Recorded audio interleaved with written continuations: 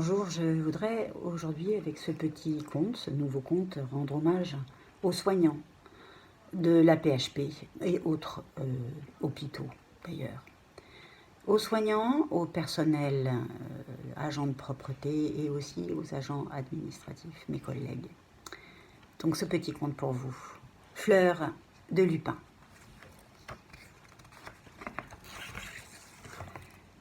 Fleur de lupin habite très loin de la ville, dans un jardin, un immense jardin, un jardin magnifique, un jardin qui n'en finit pas. C'est là que vit Fleur de lupin. Tous les jours, en rêvant, elle arrose ses fleurs. Tu sais, Fleur de lupin, lui dit son meilleur ami, l'oiseau Robert, c'est très bien de rêver en cultivant son jardin. Les rêves embellissent les arbres et les fleurs. Mais si tu plantes les saules, les racines en l'air, tu en feras des saules pleureurs. C'est triste, les saules pleureurs. Fleur de lupin est très sensible, la voilà tout attristée. Pour la consoler, Robert lui donne sa plus belle noisette. Il est très tendre, l'ami Robert. Fleur de lupin a deux autres amis, Monsieur Boîte à Malice et Monsieur Timothée. Monsieur Boîte à Malice est bavard et très content de lui. C'est un inventeur. Il adore employer des mots étrangers dont il s'émerveille et qu'il répète plusieurs fois pour être sûr d'être compris, à moins que ce ne soit pour leur musique. Comment trouvez-vous mon nouveau costume boîte? Ne suis-je pas smart? Remarquez la finition, n'est-elle pas smart? Et la coupe de mon couvercle, avez-vous remarqué comme elle est smart? Et du couvercle de son costume boîte, Monsieur Boîte à Malice tire une splendide fleur rouge, une de ces fleurs que l'on aime porter à la boutonnière. Quand Monsieur Boîte à Malice se tait, le jardin devient silencieux. Il y a bien le bon, le doux Monsieur Timothée, mais il est si doux, si réservé, qu'il passe très souvent inaperçu, qu'il a pourtant des beaux yeux bleus liés aux otis. Monsieur Timothée est anglais. Ça se voit à son parapluie qui l'accompagne jour et nuit. Ça se devine aussi à son accent, si l'on a la chance de l'entendre parler. « Hello !» dit-il dans un soupir. « Quel temps splendide !» Il sourit à Fleur de lupin et lui offre une pâquerette. Et sans attendre un remerciement, il se retire sur la pointe des pieds dans un carré de pissenlit. Monsieur Timothée est très intimidé en présence de Fleur de lupin.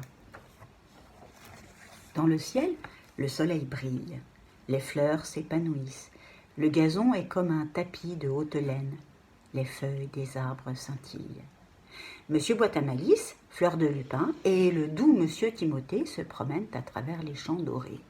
Tout à coup, Monsieur Boîte à Malice s'arrête, l'air inspiré. « Oh, ces champs merveilleux bordés d'arbres, c'est l'endroit rêvé pour un pique-nique, s'écrie-t-il.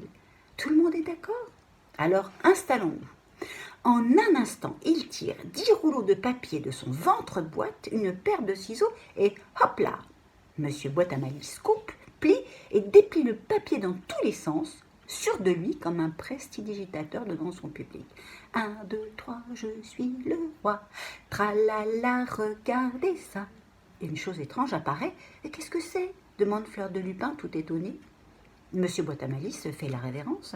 C'est une maison-boîte, ma chère, la maison-boîte de Monsieur Boîte à Malice, pour vous servir. Hop là, il relève le couvercle. Hop là, il tire de sa boîte un pot de chocolat. Hop là, une tarte aux cerises avec de la crème chantilly. Hop là, un magnifique gâteau au chocolat. Hop là, des glaces à la vanille, à la fraise, à la framboise avec des gaufrettes. Hop là, des pâtes de fruits et 12 grosses sucettes au miel. Monsieur Boîte à Malice tire de sa boîte des assiettes, des tasses, des couverts, une nappe. Vraiment, il a pensé à tout. Tu es unique, lui chuchote Fleur de lupin dans l'admiration. Monsieur Timothée ne dit rien, mais se réjouit de voir toutes ces bonnes choses. Monsieur Boîte à Malice chante à tue-tête triomphalement. Qui peut le plus, peut le moins. Qui veut le but, veut les moyens. Et qui peut n'est pas heureux. Allons, à table. Les trois amis commencent leur pique-nique surprise par l'énorme pot de chocolat avec le gâteau au chocolat. Après le chocolat, la tarte. Après la tarte, les glaces. et les gaufrettes.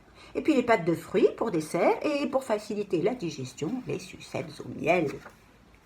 Nos 3 amis, après ce repas délicieux, ont envie de dormir. Personne ne dit mot, pas même Monsieur Boîte à Malice. Et soudain, la maison de papier se met à trembler. Elle s'ébranle bizarrement, tout devient sombre. Je crois qu'un coquin de petit orage se prépare, déclare Monsieur Boîte à Malice. Il a raison, voilà que la maison tangue à présent. Oh, c'est... Mais avant même que Monsieur Boîte à Malice ait pu prononcer un mot étranger, la maison aussi. Tout à l'intérieur tourbillonne, la table, les chaises, les assiettes, les couverts, la nappe, et toute la maison s'envole comme une feuille parmi les nuages.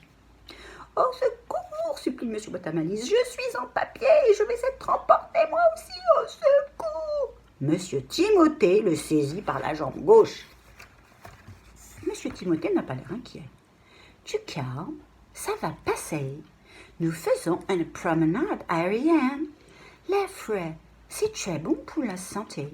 N'aie pas peur, ma chère Fleur de Lupin. Assieds-toi à côté de Monsieur Boîte à Malice. Tiens le fort. Nous allons faire de notre maison un avion. Donne-moi un peu de papier du ventre-boîte de Monsieur Boîte à Malice. N'oublie pas les ciseaux. » En un clin d'œil, Monsieur Timothée a transformé la maison en avion. Monsieur Boîte à Malice en oublie sa peur. Mais tu peux, toi aussi, fabriquer des maisons en papier ?» s'étonne-t-il. « Je peux. Oh, un peu seulement, » répond Monsieur Timothée, gêné et rougissant. L'avion en papier vole aussi vite qu'un oiseau. Il prend de l'altitude. Les arbres deviennent de plus en plus petits et le vent courbe leurs ramures dépouillées. Sur une branche, le chat mistigris se cramponne.